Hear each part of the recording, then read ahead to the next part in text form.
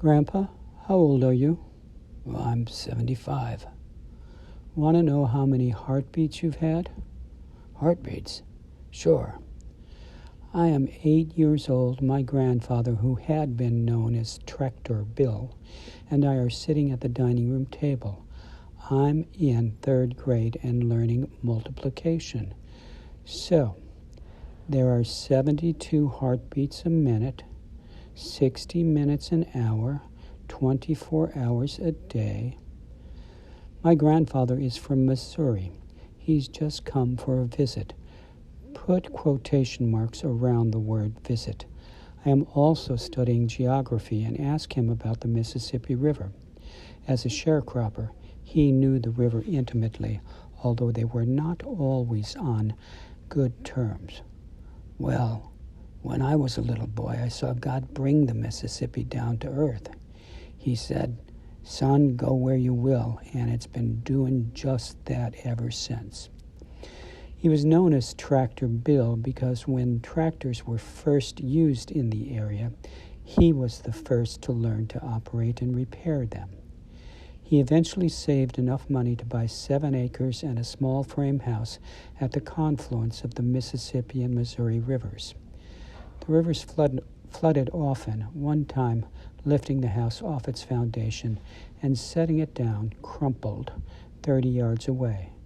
He built a raised brick house and carried on. He kept a few animals, including hogs.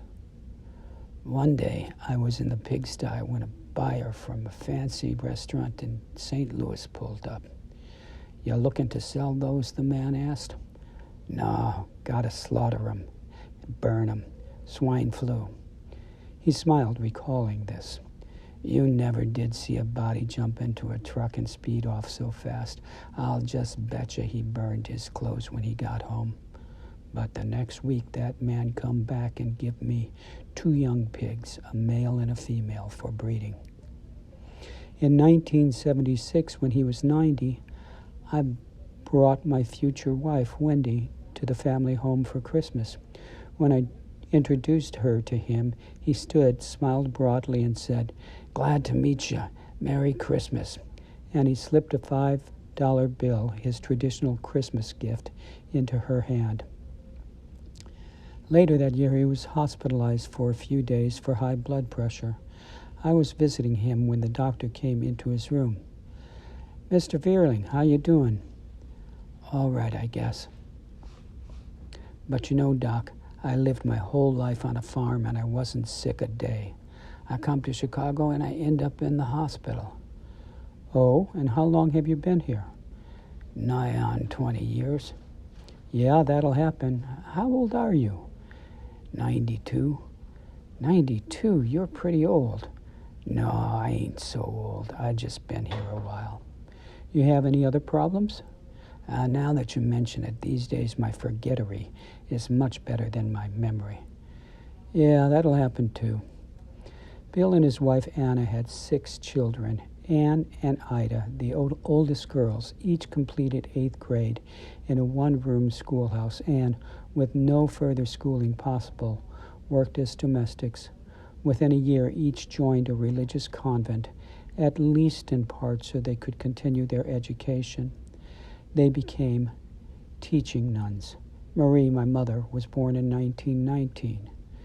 My Uncle Joe was disabled after he fell out of a barn loft as a child. He died young. Bill enlisted in the Navy during World War II.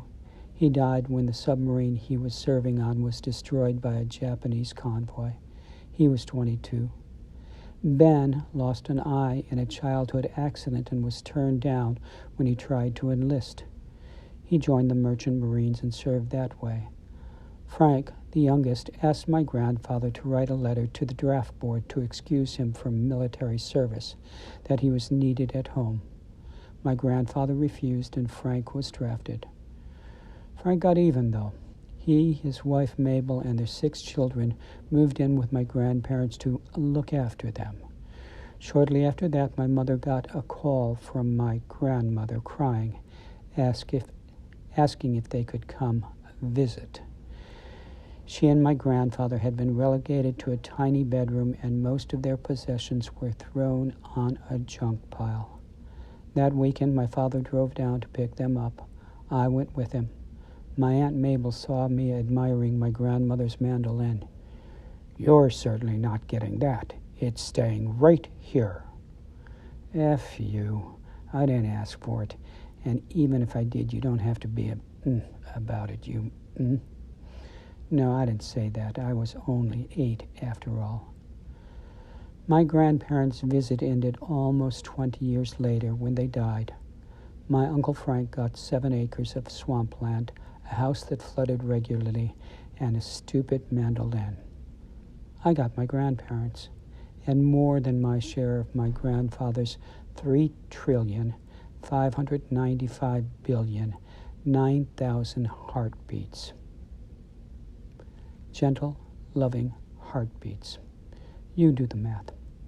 Thank you.